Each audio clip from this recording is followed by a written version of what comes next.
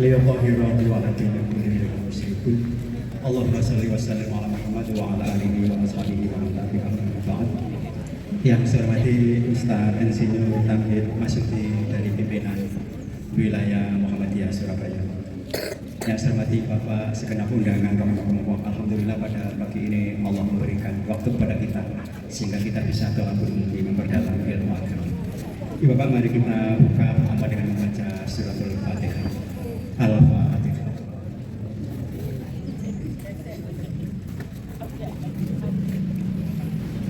Ibu Bapak, sebagai pembuka acara tadi adalah anak-anak dari NI Nurul Falah Muhammadiyah Tambunan yang telah menyaksikan Al-Ganjari, dan sebagai acara pramuka kedua adalah pembacaan surat Al-Fatihah yang akan disampaikan oleh anak-anak dari TK Aisyah Bustanul Atfal 11 Kunjuk Melati Puri. Kepada anak-anak yang bertugas sekalian, silakan.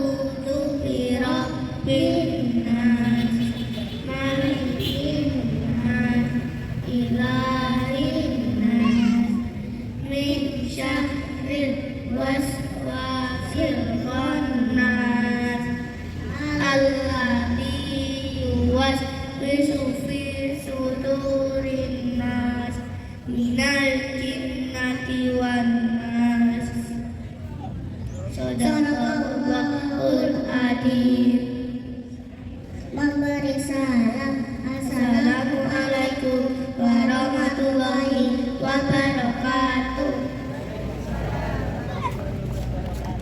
Memberi hormat,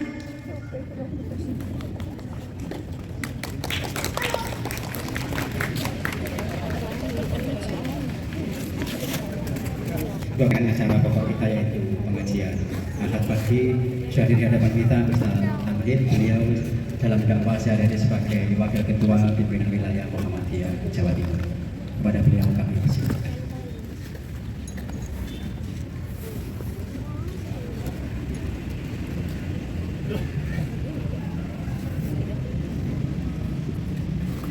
Bismillahirrahmanirrahim. Assalamualaikum warahmatullahi wabarakatuh. Hijrah itu memiliki sebuah nilai yang luar biasa. Orang-orang yang memiliki jiwa yang benar, tauhid yang murni, yang bisa melakukan hijrah seperti itu. Lihat saja kalau kita bicara kaitannya dengan hijrahnya Nabi Ibrahim, kemudian Siti Hajar dan Ismail itu, Bapak Ibu sekalian, yang tatkala itu diawali oleh sebuah kegelisahan seorang nabi, karena dalam usia perkawinan Nabi Ibrahim dengan Siti Sarah ya, yang 80 tahun itu belum dikaruniai putra. Nabi Ibrahim tidak pernah bosan, yang selalu berdoa kepada Allah, Robbi habli minas sholihin, wahai Tuhanku, berikanlah aku seorang putra yang saleh, yang akan meneruskan risalah Nabi Ibrahim itu. Terus-menerus tidak pernah bosan untuk berdoa. Kenapa? Karena Nabi Ibrahim yakin hanya Allah yang menciptakan jagat raya alam seluruhnya. Ya, diawali tatkala itu Nabi Ibrahim kan gelisah tatkala melihat masyarakat waktu itu nyembahnya ke berhala. Kenapa? Karena bapaknya Nabi Ibrahim dalam sejarah ya, si siapa namanya? Azar.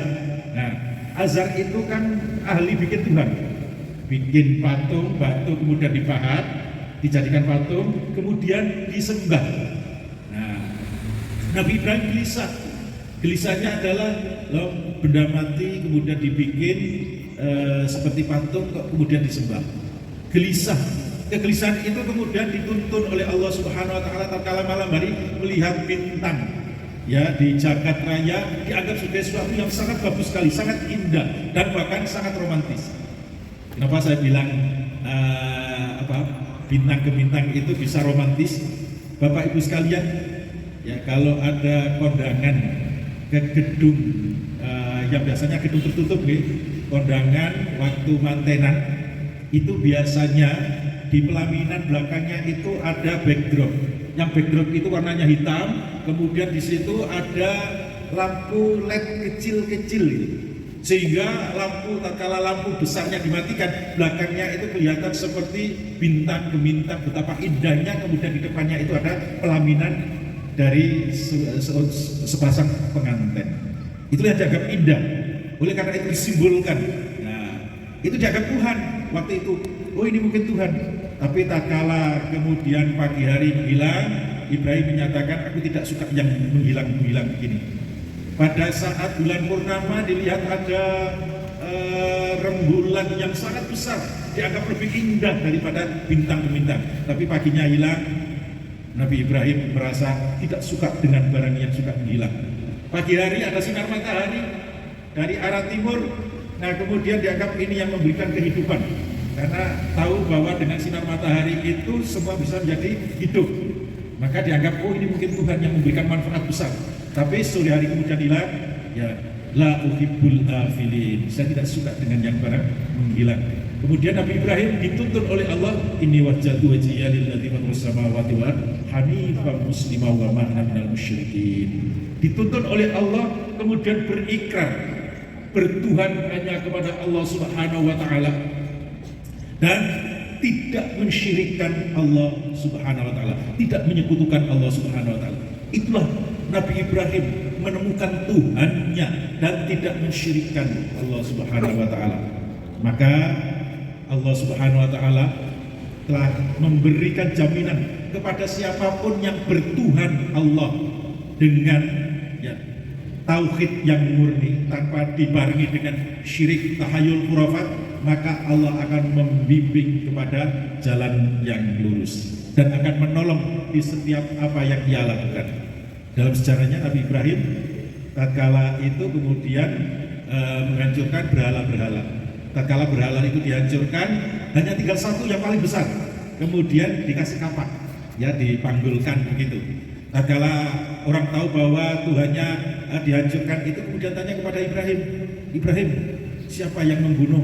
Ya, yang menghancurkan berhala ini. Tanya saja kepada berhala yang paling besar itu. Loh, itu kan patung, kan tidak bisa muni. Tidak muni kok, kamu sembah itu.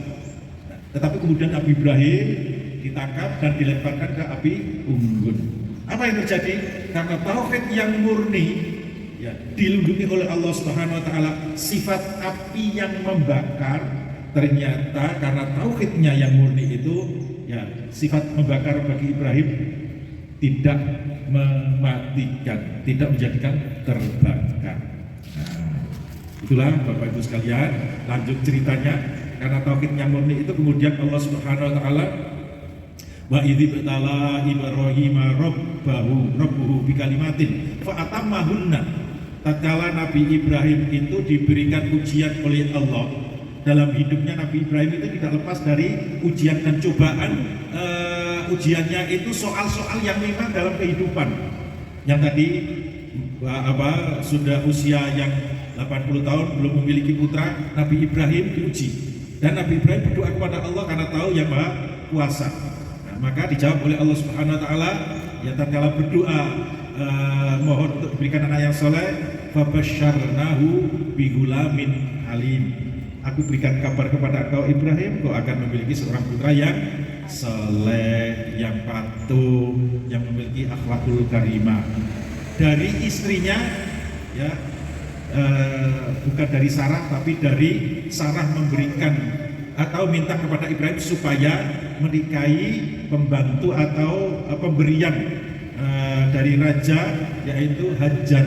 Kemudian dinikah, kemudian lahirlah anak yang bernama Ismail.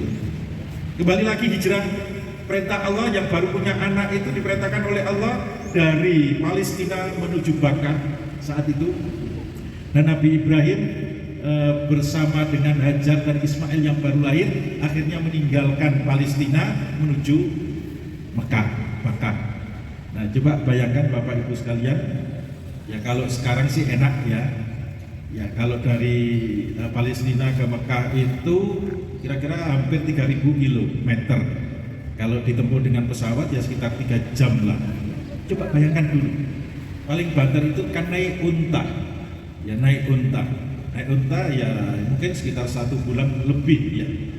Betapa beratnya hijrahnya Nabi Ibrahim, Hajar, Ismail yang baru lahir itu menuju Mekah. Sampailah kemudian di Mekah, apa yang terjadi? Kagetlah yang namanya Hajar.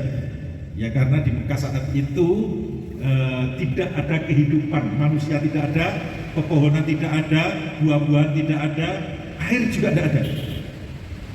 Anehnya, sampai di Mekah kemudian Nabi Ibrahim meninggalkan Hajar dan Ismail kembali ke Palestina.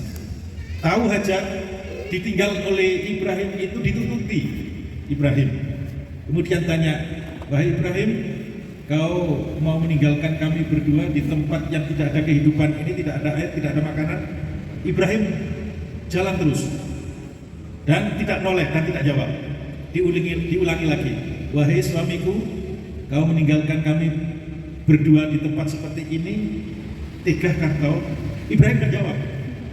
Rupanya Siti Hajar ini salah dalam menyampaikan pertanyaan, karena sudah diajari oleh Ibrahim bahwa hanya bertauhid kepada Allah Subhanahu wa taala, hanya bergantung kepada Allah Subhanahu wa taala. Qul huwallahu ahad, Allahus shomad. Bergantungnya kepada Allah Subhanahu wa taala. Maka Hajar tatkala itu bertanyanya adalah, apakah engkau meninggalkan kami berdua ini di tempat yang tidak ada kehidupan, tidak ada makanan dan tidak ada air ini? Ini perintah Allah Subhanahu wa taala. Tatkala bertanya seperti itu, kemudian Nabi Ibrahim noleh. Dijawab, iya. Apa jawaban seorang istri seperti itu? Kita apa bu? Kalau penjenengan ditinggal bapak-bapak, kados-kados apa jawabannya? Yang keluar adalah umpatan. Bener gini? Bener pak? Nanti penjenengan diumpatan. Oh, pandu, ibu-ibu nanti umpat. Oh, boten. Cek bener sih dikaruan ini. Tapi itulah karena Siti Hajar diajari oleh Ibrahim, Allahus shomad, Allah tempat bergantung segala hal. Maka Ibrahim jawab iya, dan Hajar kemudian idzan, jika memang itu perintah Allah Subhanahu wa taala, la yudhi'ana, Allah tidak akan menyia-nyiakan. Kau tinggalkan kami berdua di tempat yang gersang, tidak ada kehidupan ini, hanya kami berdua. Allah tidak akan menyia-nyiakan atas perjuangan ini, atas hijrahnya ini. Silakan wahai suamiku, tinggalkan kami berdua. Pasti Allah akan punya rencana tersendiri. Ditinggal metodologi yang Ibrahim, ya, karena memang diperintah oleh Allah Subhanahu wa taala, dan Hajar menerima atas perintah Allah itu dengan penuh keikhlasan. Coba bayangkan Bapak Ibu sekalian, ya, penjenengan ya ditinggal rapat saja jam 09.00 durung mulai sing jenenge WA iki apa rupane? HP bolak-balik menika ta Bu ya? Bener ya? Oh bener. Ya. Itu baru ditinggal rapat. Ya. Hajar ditinggal balik ke Palestina tanpa ada bekal yang ada di Mekah. Ibrahim jalan kaki sampai jauh, Hajar balik ke anaknya Ismail di Mekah saat itu sambil noleh ke arah Mekah. Ibrahim itu kemudian berdoa kepada Allah, Rabbi inni askantu min zurriyati biwadin ghairi dzi zar'in inda baitikal muharram.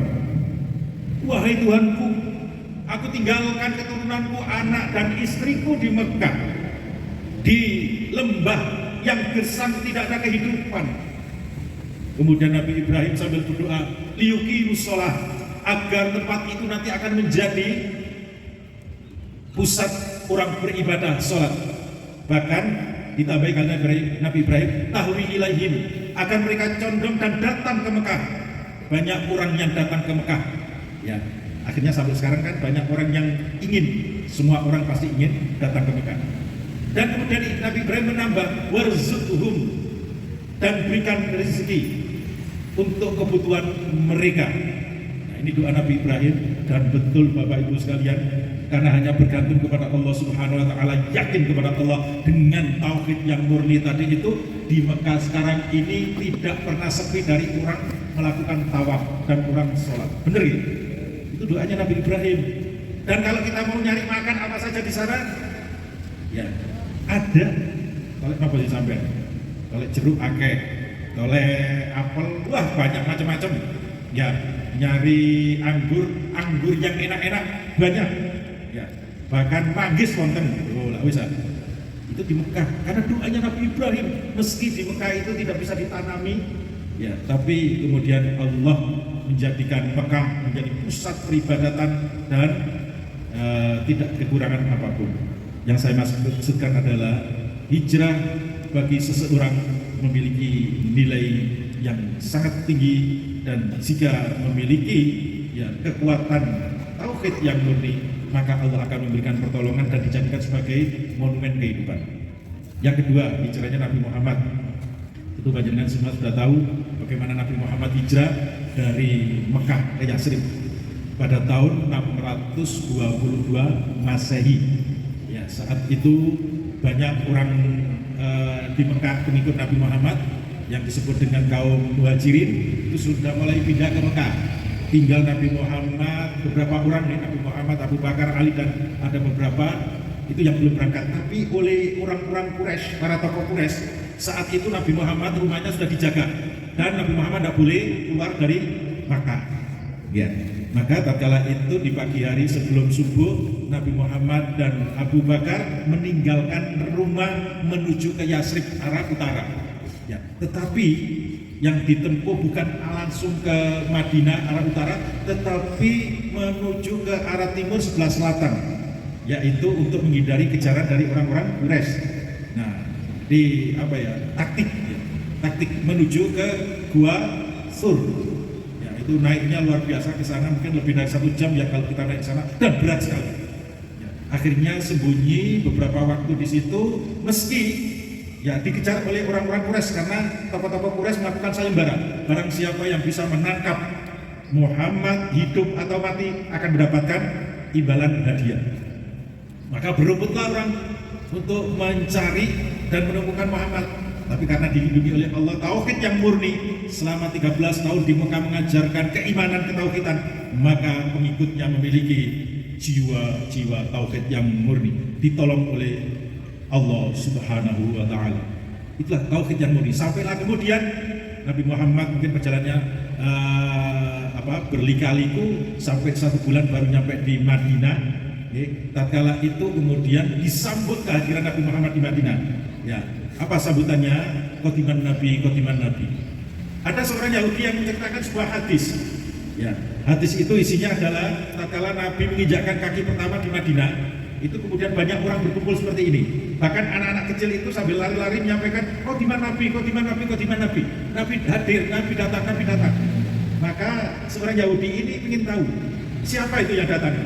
Maka didatangi di kerumunan itu, oh ternyata Muhammad.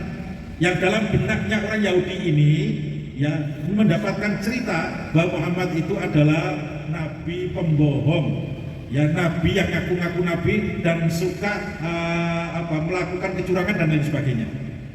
Tapi apa testimoni dari seorang Yahudi ini? Ya, pertama kali melihat Nabi, araftu annahu laisa biwajhil kadzab. Yang aku saksikan, ternyata Muhammad itu wajahnya, gesturnya, ya, itu tidak menunjukkan seorang pembohong. Laisa biwajhil kadzab. Jadi ternyata bukan seorang pembohong Muhammad. Dari wajahnya itu menunjukkan sebuah aurah yang luar biasa. Awal mata kalam, pertama kali tatkala banyak orang kerumunan itu, yang beliau sampaikan itu adalah yang pertama afsus salam, yang kedua wa at'imut ta'am, yang ketiga wasilul arham. Itu yang diceritakan oleh seorang Yahudi namanya Abdullah bin Salam, menceritakan sebuah hadis ngoten. Ya. Apa maknanya? Tatkala Nabi Muhammad hijrah dari Mekah ke Yasrib itu dengan membawa sebuah konsep kehidupan, konsep bagaimana membangun sebuah kawasan yang bisa menjadi kawasan yang maju, kawasan yang terjamin kehidupannya. Maka Nabi Muhammad menyampaikan 3 hal. Afsus salam, tebarkanlah salam. Wa'at imut to'am, berikan makan. Wasilul arkam, nyambung silaturahim. Kalau kita tarik lebih mendalam 3 konsep ini, sesungguhnya afsus salam itu kan bagaimana menjamin seseorang di sebuah kawasan itu menjadi nyaman, tentram. Ya, salam itu kan artinya orang menjadi nyaman, menjadi tentram, menjadi selamat, jamin keselamatan. Ya. Maka di kawasan Yasrib saat itu semua sepakat ya dengan sebuah perjalanan yang dilakukan oleh Nabi dengan semua yang ada masyarakat di Yasrib. Ya, di sana ada Muhajirin, ada Ansor pengikut Nabi Muhammad, ada Yahudi, ada Nasrani, ada Majusi dan ada yang lain. Mereka semua bersepakat untuk apa? Menjamin keamanan yang ada di Yasrib. Ya, itu. Yang kedua, ayo bangun ketahanan pangan. Ya. Saling memberi antara satu dengan yang lain meski saat itu kekurangan bahan pangan, tapi dijamin bahwa siapapun yang datang dan berada di Madinah harus saling membantu antara satu dengan yang lain. Nah, akhirnya menjadi kompaklah mereka, dari sisi keselamatan dijamin, dari sisi kehidupan dijamin. Kemudian yang ketiga wasilul akam, bangun persatuan yang ada di Yasrib.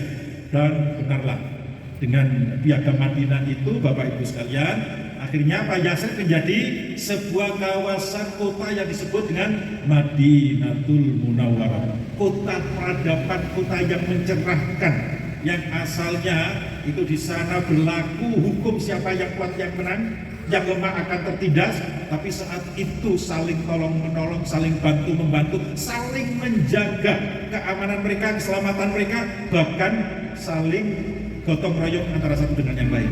3 hal menjadi kata kunci untuk memajukan sebuah kawasan. Itu yang dilakukan oleh Nabi Muhammad SAW tatkala hijrah ke Madinah. Nah, kemudian Abdullah bin Salam itu menyampaikan lagi, ternyata masih dilanjutkan oleh Nabi Muhammad. Apa yang keempat? Wasollu fil laili wan nasu niyamun. Nabi Muhammad menyampaikan setelah Abdus Salam wa atimu ta'am wasilul arkam, wasollu fil laili wan nasu niyamun. Salatlah akhir malam tatkala banyak orang yang jejak kemul. Gila sih.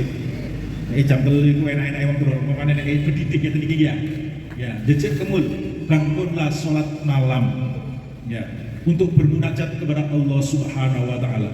Jika 4 hal itu kau lakukan, tadkhulul jannata bisalamin. Kau akan masuk surga ya, dengan nyaman, dengan enak, dijamin oleh Allah Subhanahu wa taala. Bukan hanya kelak di surga tatkala kita sudah menghadap Allah Subhanahu wa taala, tapi di dunia kita sudah diberikan balasan oleh Allah. Yasrib menjadi Madinatul Munawwarah. Bahkan 10 tahun tatkala Nabi berada di Madinah itu, kawasan Saudi, kawasan Jazirah Arab itu sudah bebas dari ya, orang-orang musyrik. Sudah menjadi kawasan yang aman, sehingga digambarkan saat itu kalau ada 1 orang perempuan saja berangkat dari Madinah ke Mekah sendirian, dia sampai di Mekah dengan aman. Kenapa? Karena semua orang melindungi siapapun, menjadi aman. Inilah hebatnya Bapak Ibu sekalian. Sekali lagi, hijrah adalah membawa sebuah kehidupan baru. Lalu bagaimana dengan kita? Apakah masih ada hijrah saat ini? Nabi menyampaikan, al-muhajir manahahullahu anhu. Ya, jadi saat ini yang disebut dengan hijrah itu mungkin kita tidak fisik ya. Kita tidak dari Puri ini kemudian ke Lapindo daerah sana tidak. Tetapi hijrah saat ini adalah meninggalkan apa yang dilarang oleh Allah Subhanahu wa taala menuju kepada sesuatu yang memang ya diperintahkan oleh Allah Subhanahu wa taala. Man hajara manahullahu anhu. Hijrah dari sifat-sifat keburukan menuju kepada sesuatu yang baik. Hijrah dari sesuatu yang merugikan hidup kita menuju kepada sesuatu yang mencerahkan. Hijrah dari sesuatu yang tidak menguntungkan kepada sesuatu yang menguntungkan. Itulah sesungguhnya makna hijrah bagi kita sekalian, mau berubah menuju sesuatu yang lebih baik. Inilah hijrah yang sesungguhnya kita sekalian harus senantiasa menjadi bagian yang setiap saat, setiap waktu kita harus berhijrah. Nah, Bapak Ibu sekalian, jamaah yang sekalian yang dimuliakan oleh Allah Subhanahu wa taala, betapa pentingnya tatkala seseorang yang melakukan perubahan itu dengan tauhid yang murni. Ya tadi seperti Nabi Ibrahim, seperti Nabi Muhammad, karena dengan tauhid yang murni itu kita akan ditunjukkan oleh Allah ke jalan yang benar sesuai dengan doa kita, ihdinas siratal mustaqim, wahai Tuhanku tunjukkanlah aku ke jalan yang benar. Maka dijawab oleh Ibnu Abbas, seorang sahabat Nabi yang ahli tafsir. Tatkala ditanya, wahai Ibnu Abbas, apakah yang disebut dengan jalan yang benar itu? Maka Ibnu Abbas menyampaikan, yaitu dinul haq, agama yang benar. Tatkala Ali bin Abi Thalib ditanya apa yang disebut dengan siratal mustaqim itu, jalan yang lurus itu, wahai Ali menyampaikan dinul Islam, yaitu agama Islam. Maka tauhid yang benar menunjukkan kepada seseorang menuju kepada jalan kebenaran. Jalan kebenaran inilah yang menjadi kekuatan bagi siapapun yang ingin melakukan perubahan dalam hidup ini. Nah, Bapak Ibu sekalian, di awal tadi saya cerita kaitannya dengan Tiongkok, dengan Xinjiang, dengan masyarakat Uighur. Saya berangkat dari sini itu dalam pikiran saya, karena sering mendapatkan informasi di media sosial bahwa masyarakat Uighur itu adalah masyarakat yang oleh pemerintah Tiongkok dilakukan konsentrasi, ya penahanan dan lain sebagainya. Nah, itu dalam pikiran saya. Nah, waktu di sana terus terang kami diajak ke sebuah museum, yang museum itu disebut sebagai tempat deradikalisasi ya, di sana. Nah, kemudian diceritakan di situ pada tahun 1986 ada beberapa orang dari luar Uighur datang masuk ke Cina. Ya, Uighur itu atau Xinjiang itu kawasan Cina bagian barat laut, barat daya, yang sebelah utara, dekat dengan Kazakhstan, dekat dengan Tajikistan. Nah, di sana barat laut, ya. Barat laut di sana. Nah, ternyata di sana itu Bapak Ibu sekalian tahun 86 sudah ada yang namanya, menurut mereka para napiter dari luar Uighur yang kemudian memprovokasi masyarakat di sana untuk melakukan pemberontakan kepada pemerintah Cina. Itu yang di diorama yang ditunjukkan kepada kita. Sehingga oleh pemerintah Cina, terus terang Tiongkok, waktu itu ya dilakukan represi. Ya, apapun yang mengganggu stabilitas nasional maka dilakukan represi, dan represinya betul. Memang siapapun yang berani melakukan itu ya ditumpas. Mungkin samalah dengan kita, ya sama dengan kita juga. Dan yang ditunjukkan itu di video itu memang orang yang pakai hanya matanya saja kelihatan, tapi jenggot brewoknya kelihatan. Nah, itu menandakan mereka juga bajunya mungkin kayak ISIS itu orangnya.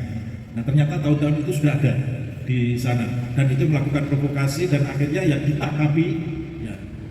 Mereka datang itu melakukan pengeboman, melakukan perampokan dan lain sebagainya. Ditunjukkan semua bentuk bomnya, kemudian yang meninggal, menyandra orang di bis, yang kemudian dibunuh, itu ada semua yang ditunjukkan kita. Ya samalah saya kira dengan kita juga sama. Kita masih ingat ya di kita juga banyak orang yang melakukan kekerasan radikal di Indonesia. Dulu ngebom gereja, ngebom Candi Borobudur, ngebom bank, ngebom kedutaan dan lain sebagainya. Bahkan di Bali itu dibom, di sana banyak yang meninggal.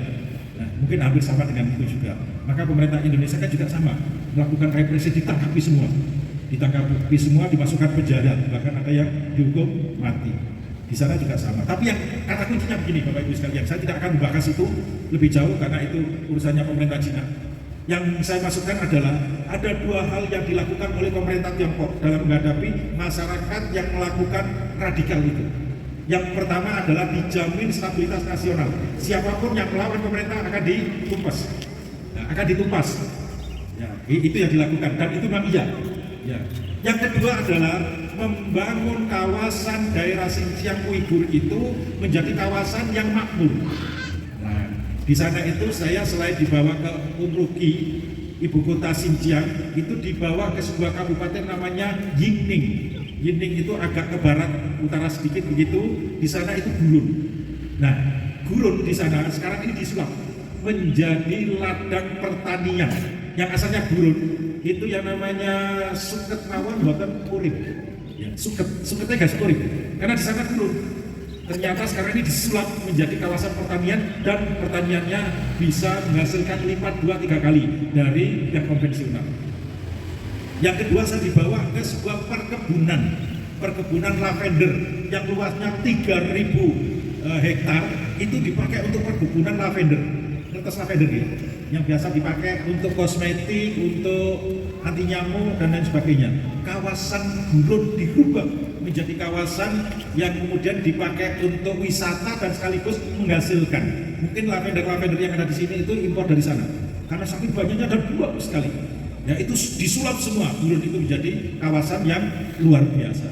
Yang ketiga pohon aprikot yang buahnya enak agak masam itu ribuan hektar juga di sana, ada pabriknya. Nah, ini yang saya maksudkan adalah Bapak Ibu sekalian, jika kita ingin mau maju, maka mau tidak mau apa yang disampaikan Nabi tadi itu 3 hal. Ya, jamin keselamatan, ya jamin kemudian hidup bersama dan persatuan itu harus ada. Dan kita akan maju jika semua itu menjadi satu kesatuan yang menjadi bagian dari kemajuan yang sudah dibuktikan oleh Cina, Tiongkok ya melakukan perubahan yang akhirnya waktu kami bertanya kepada masyarakat Uighur bagaimana kondisi sekarang, mereka jawabannya rata-rata itu senang karena hidup mereka sekarang sudah baik, namun tidak ada lagi di sana sekarang pemberontakan. Ya, tidak ada pemberontakan karena dijamin hidupnya. Kalau tidak salah itu masyarakat di sana itu penghasilannya per tahun itu 24.000 US dollar. Pun gede ini, sama ini. Masyarakat rata-rata. Kalau di kita kan masih 4.500 rata-rata. Itu saja masih didominasi oleh pengusaha-pengusaha besar. Yang kita mungkin sangat di bawahnya, masih jauh dibandingkan dengan mereka. Yang asalnya daerah Uighur itu daerah yang terbelakang. Mari kita lakukan hijrah pada diri kita ya, dari sesuatu yang tidak baik menjadi baik. Cerita ini kita sampaikan bukan soal Cinanya Bapak Ibu sekalian, tetapi semangat untuk melakukan perubahan, dan perubahan itu membawa kebaikan bagi kita dengan tadi mengikuti jejak Nabi Muhammad. Ya, 3 hal kemudian ditambah dengan 1 yaitu sholat malam. Ya, mudah-mudahan kita semua bisa istiqomah dalam menjalankan apa yang diajarkan oleh Nabi kita Muhammad Sallallahu Alaihi Wasallam, dan itu menjadi kekuatan bagi kita agar kita sekalian menjadi bagian yang utama dalam rangka membangun bangsa dan negara kita, karena sesungguhnya Muhammadiyah hadir saat ini ingin menciptakan sebuah kawasan ya di negeri Indonesia ini dengan sebuah kemajuan. Yang diusung oleh Muhammadiyah itu adalah risalah Islam berkemajuan. Maka risalah Islam berkemajuan itu yang disampaikan kepada kita semua ada 5 hal. Lagi-lagi mengikuti jejaknya Nabi. Yang pertama adalah tauhid yang murni. Ya, risalah Islam berkemajuan untuk membangun Indonesia ke depan, yang kemudian diakui bahwa risalah inilah yang menjadi sebuah konsep yang harus kita lakukan dan diterapkan dalam keseharian kita. Yang pertama adalah tauhid yang murni, sebagaimana yang saya jelaskan tadi. Yang kedua adalah kita harus memahami Al-Quran dan As-Sunnah secara mendalam. Bagi siapa yang memiliki kesempatan untuk belajar Al-Quran dan As-Sunnah, ini menjadi sebuah konsep yang harus terus kita lakukan. Saya pagi hari ini sangat senang sekali, anak kita, adik kita, dua anak kita ini tadi sudah menyampaikan, sejak dini sudah dilatih bagaimana kita menanamkan ya Al-Quran dan As-Sunnah dengan baik, itu diajarkan sejak dini. Inilah yang menjadi kekuatan kita. Kalau anak-anak kita sejak dini sudah dibekali dengan pemahaman Al-Quran dan As-Sunnah seperti ini, insya Allah kalau sudah besar itu sudah menjadi sangat kuat dalam memegang tauhid yang murni, akidah yang kuat. Kenapa? Karena sudah dilandasi oleh Al-Quran dan As-Sunnah dalam kesehariannya. Ya, tadi sudah membaca Al-Quran, Al-Fatihah, kemudian An-Nas, dan bacaannya tadi itu sangat baik sekali. Nah, inilah Bapak Ibu sekalian, penting bagi kita sekalian memahami Al-Quran dan As-Sunnah. Nah, di kita sudah banyak tempat-tempat tahfidzul Quran, banyak sekolah-sekolah boarding, banyak pondok-pondok pesantren yang mereka juga mengajarkan Al-Quran dan As-Sunnah, tapi juga mereka diajarkan sekolah umum. Nah, ini banyak sekali, sehingga perguruan tinggi sekarang baik negeri maupun swasta itu memberikan kesempatan bagi siapa saja putra-putri kita yang memiliki hafalan Al-Quran akan diberikan masuk ke perguruan tinggi itu tanpa tes, bahkan mendapatkan beasiswa. Leres itulah Al-Quran. Kalau kita dalami, kita hafal saja, itu sudah memberikan keberuntungan kepada kita. Keberuntungannya kita bisa melanjutkan sekolah tanpa mengeluarkan biaya. Ayo berlomba-lomba kita didik anak-anak kita menjadi bagian dari kehidupan kita, keseharian kita, agar anak-anak menjadi memiliki ya kebiasaan untuk membaca, menghafal, menghayati dan mengamalkan Al-Quran. Insya Allah kalau di Indonesia ini masih ada anak-anak yang mempertahankan dan membaca Al-Quran menjadi tradisinya, maka Islam akan terus berjaya. Meski kita sekalian hari-hari ini agak prihatin di negeri kita. Kenapa? Banyak para pemimpin di negeri ini yang kemudian landasan agama itu hanya sebagai label saja. Ya, contohnya adalah ketua komisioner misalnya, yang beliau itu sudah ahli agama. Apa buktinya? Pada saat hari raya Kurban kemarin, ya itu mereka menjadi khatib, ya khatib hari raya. Ternyata yang beliau bicarakan adalah kaitannya dengan sifat kebinatangan. Ternyata kena kasus kaitannya dengan sifat kebinatangan. Ada komisi yang mestinya memiliki kewenangan kaitannya menegakkan kaitannya dengan korupsi misalnya. Ternyata kena ketuanya juga kena kaitannya dengan gratifikasi. Kenapa? Karena agama hanya jadi model saja, tidak masuk di hati karena tidak memiliki tauhid yang murni tadi. Oleh karena itu tauhid yang murni, pemahaman terhadap Al-Quran dan As-Sunnah yang dalam itu akan memberikan landasan yang kuat bagi kita untuk menjadikan diri kita menjadi tadi Islam yang berkemajuan. Yang ketiga adalah membiasakan diri kita untuk bersikap tajdid dan ijtihad dalam kehidupan kita sehari-hari, termasuk soal muamalah. Ini harus kita terapkan dalam kehidupan ini. Oleh karena itu, Bapak Ibu sekalian, bagi kita maka urusan-urusan dunia itu adalah banyak mestinya menjadi bagian yang harus kita terapkan dalam keseharian kita. Nah, itu ada ruang yang memang terus-menerus harus kita lakukan, dan ruang itu menjadi kekuatan bagi kita sekalian agar kita memiliki kemampuan untuk mengimplementasikan agama yang dalam kehidupan kita sehari-hari didasarkan kepada sesuatu yang memang ada dasarnya. Jika tidak, maka ada ruang yang disebut dengan tajdid dan ijtihad. Ya, ruang itu ada pada kita. Mari kita pergunakan agar kita benar-benar memiliki sebuah kekuatan, kemampuan, dan kita sekalian terbiasa dengan hal-hal seperti itu, tidak menjadi hal yang tabu. Karena pasti era zaman Nabi, bila ada persoalan itu langsung dijawab melalui Al-Quran dan Sunnah, melalui Nabi Muhammad. Tetapi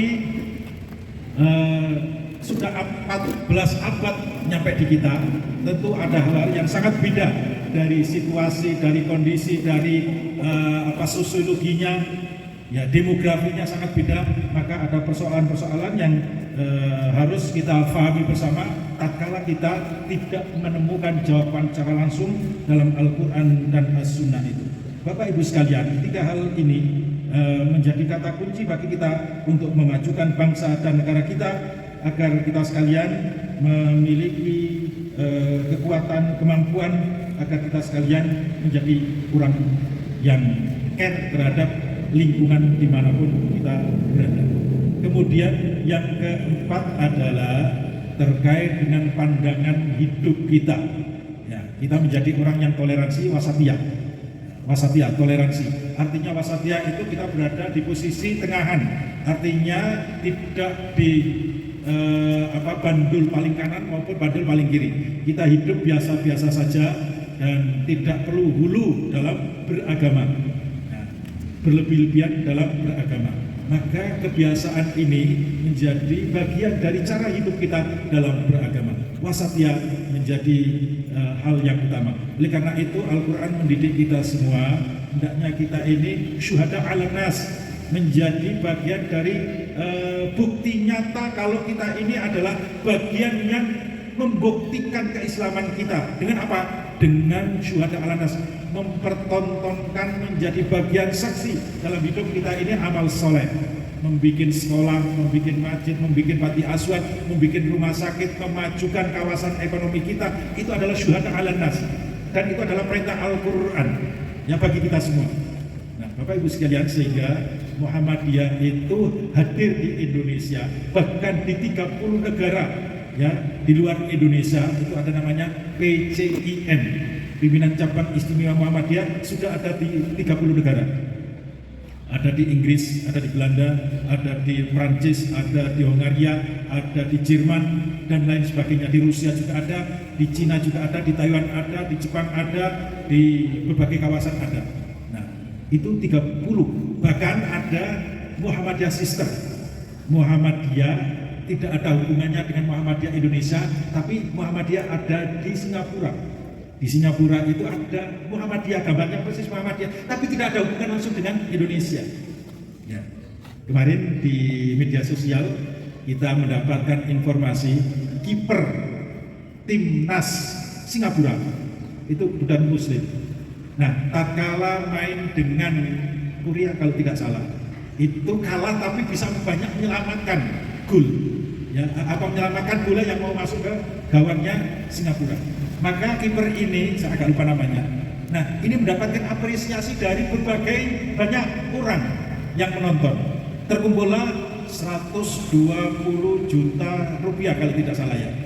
Itu diberikan kepada Welfare Muhammadiyah, diberikan kepada panti asuhan Muhammadiyah yang ada di Singapura. Itu Muhammadiyah tidak ada hubungannya dengan Indonesia, tapi modelnya sama. Mereka juga mendirikan panti asuhan. Ya, karena di Singapura itu anak-anak yang terlantar, anak-anak yang nakal, kemudian dititipkan ke panti asuhan Muhammadiyah untuk dibina, dan itu mendapatkan bantuan tadi dari kiper timnas Singapura. Salah satu contohnya, Muhammadiyah menyebar di berbagai kawasan. Di Australia, Muhammadiyah mendirikan sekolah di Melbourne, dan itu sudah tercatat di pemerintah Australia, dan sekolah itu biayanya dibiayai oleh pemerintah Australia. Kalau Bapak Ibu sekalian punya anak pingin sekolah di luar negeri gratis, silakan anak SD dibawa ke Melbourne, dapat gratis di sana Bapak Ibu sekalian, karena yang bayari pemerintah Australia. Tapi rorone sing larang. Tapi gratis sekolahnya, karena gurunya dibayar sama pemerintah Australia. Apalagi di Malaysia kita sudah punya UMAM, Universitas Muhammadiyah Malaysia. Bagi Bapak Ibu sekalian yang ingin dapat PhD, S3, ya sekolahlah di sana, tidak mahal ya di sana, karena sudah ada sekolah perguruan tinggi Muhammadiyah. Luar biasa. Muhammadiyah dengan pendekatan apa? Pendekatan tadi itu. Muhammadiyah menerapkan ya tengahan, wasatiyah. Ya, kita bisa berhubungan dengan siapapun. Bahkan kita di mayoritas non-muslim. Ya, kebetulan saya ke Cina itu bersama dengan rektor UMK, Untas Muhammadiyah Kupang. Orang sana sering memplesetkan Untas Muhammadiyah Kristen. Ya, karena yang kuliah di sana itu hampir 70% dari mahasiswa, hampir 8.000 itu 70%-nya Kristen yang di sana. Kenapa Muhammadiyah kok susah-susah bikin? Ya, bikin universitas untuk memajukan agama lain. Itulah Muhammadiyah Wasatiyah. Ingin syuhada ala nas, memajukan Indonesia itu tidak bisa sendirian, tapi harus bersama-sama. Mereka yang non-muslim itu juga harus dipinterkan supaya apa? Mereka sadar dan mereka juga ikut membangun bangsa ini. Demikian juga di Sorong, itu juga sama seperti di Kupang. Nah, itu Muhammadiyah di Sorong punya 2 universitas dan mahasiswanya besar sekali di sana. Sambutannya luar biasa.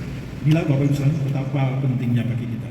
Nah, risalah Islam berkemajuan yang kelima, ini yang dibawa semangat oleh Muhammadiyah adalah yaitu rahmatan lil alamin. Hadirnya Muhammadiyah membawa kesejahteraan bagi hidup kita semua. Seperti Nabi Muhammad, ya, itu rahmatan lil alamin, membawa keberkahan. Inilah semangat itu harus kita terapkan dalam kehidupan kita sehari-hari. Bagian dari dakwah kita memajukan bangsa dan negara ini melalui gerakan Muhammadiyah. Muhammadiyah ini bukan aliran agama, tapi Muhammadiyah ini adalah organisasi alat untuk dakwah memajukan agama, bangsa dan negara. Saya kira ini sudah 1 jam lebih, tidak terasa, tapi saya yakin dengan masih sangat antusias. Tapi kita biasakan disiplin, ya, jadi insya Allah 2 bulan ke depan ya kita akan ketemu lagi dalam pengajian ini. Mudah-mudahan pengajian ini membawa ya berkah bagi kita sekalian, menambah ilmu, menambah persaudaraan, membangun jalinan silaturahim, dan tadi jangan lupa apa yang dilakukan oleh Nabi Muhammad kepada penduduk Yasrib, penduduk Madinah. Mari kita terapkan dalam keseharian kita. Afsus salam wa atimu tu'am wasilul arham wassolatu fil laili wan nasu niyamun. Ini kita praktekkan. Kalau tidak bisa setiap hari, setiap malam, akhir malam kita bangun, kita coba 1 minggu sekali. Kalau tidak bisa ya 1 bulan sekali. Kalau tidak bisa ya seumur hidup sekali. Enggak, saya yakin Bapak Ibu sekalian, kalau pagi hari pasti ya suka bangun, terutama yang sudah sepuh-sepuh. Ya, sepuh-sepuh. Saya tadi diceritani sama Abah Nurwiji. Beliau pernah prostat gitu. Kalau orang sudah kena prostat itu pasti 1-2 jam kalau tidur itu bangun. Untuk apa? Untuk pipis. Ya, itu sudah bangun gitu. Oleh karena itu sebagai, anggap saja itu bukan penyakit, tapi itu bagian dari pengingat.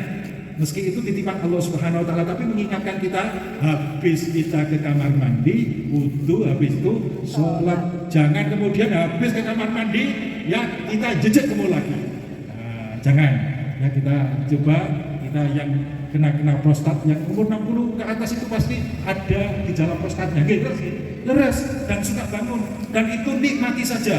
Nikmati itu maksudnya jangan lupa sholat malam. Ibu-ibu juga demikian, ya, sholat malam. Kita mohon kepada Allah Subhanahu wa taala agar negeri ini menjadi negeri yang aman, negeri yang sentosa, dan menjadi baldatun thayyibatun wa rabbun ghafur. Anak-anak kita menjadi anak-anak yang soleh dan anak-anak solehah. Allahumma sholli ala Muhammad wa ala alihi wa ashabihi ajma'in walhamdulillahirabbil alamin.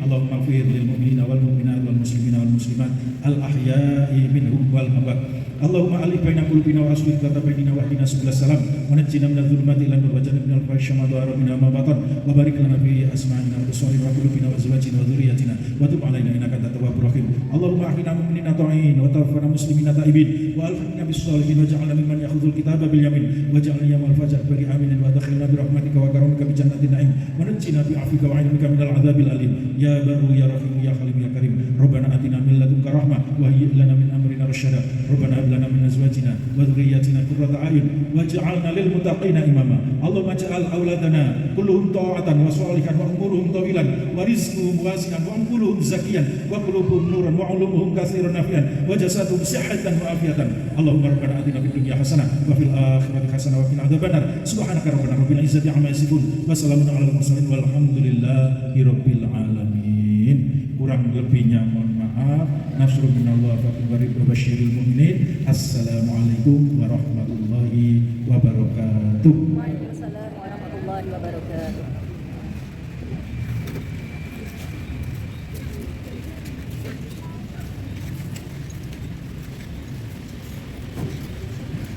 Terima kasih Ustaz Tamhid, moga-moga semangat perubahan mulai Hijriah ini kita bisa dapatkan.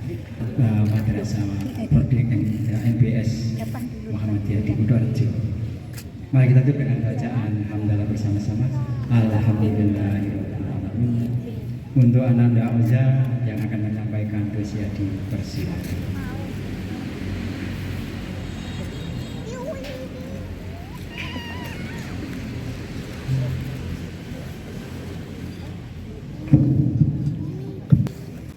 Assalamualaikum warahmatullahi wabarakatuh. Alhamdulillahilladzi arsala rasulahu bil huda wa dinil haq lidhrahu 'ala dini kullih wa kafa billahi syahida. Asyhadu an la ilaha illallah wahdahu la syarika lah wa asyhadu anna Muhammadan 'abduhu wa rasuluh. Amma ba'd. Pertama-tama marilah kita panjatkan rasa syukur kita kehadirat Allah Subhanahu wa taala yang telah memberikan nikmat dan taufiknya kepada kita semua sehingga kita dapat menghadiri waqf al-falah pada pagi hari ini dalam keadaan sehat walafiat. Kedua kalinya sholawat serta salam semoga selalu terlimpahkan kepada junjungan kita Nabiullah Nabi Muhammad sallallahu alaihi wasallam. Hadirin jamaah waqf al-falah yang dirahmati Allah Subhanahu wa taala. Pada kesempatan kali ini saya akan menyampaikan kultum tentang sabar. Sabar. Mungkin kita tidak asing dengan kata sabar. Bahkan dimanapun, kapanpun kita selalu mendengar kata sabar. Apa itu sabar? Sabar secara bahasa berarti al-habsu, yaitu menahan diri. Sedangkan secara syar'i, sabar adalah menahan diri dalam 3 perkara. Pertama, ketaatan kepada Allah. Kedua, hal-hal yang diharamkan atau maksiat. Ketiga, takdir Allah yang dirasa pahit atau musibah.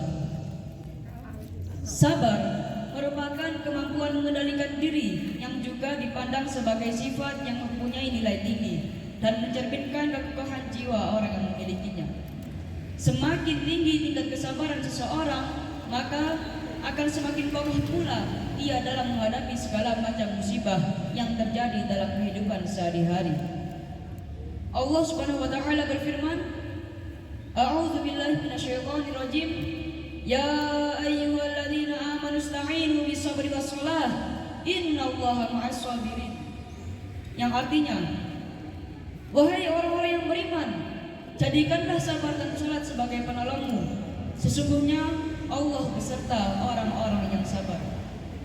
Quran surat Al-Baqarah ayat 153. Itulah pentingnya sabar. Hadirin rahimakumullah.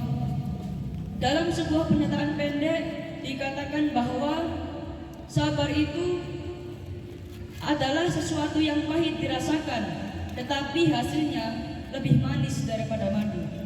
Oleh karena itu, Bapak Ibu sekalian, marilah kita menerapkan sifat sabar ini dalam kehidupan sehari-hari, karena Allah akan selalu bersama orang-orang yang sabar. Demikianlah poin yang dapat saya sampaikan. Kurang lebihnya saya mohon maaf yang sebesar-besarnya. Akhirul kalam, nun wal qalami wa ma yasturun. Fastabiqul khairat. Wassalamualaikum warahmatullahi wabarakatuh. Waalaikumsalam warahmatullahi wabarakatuh.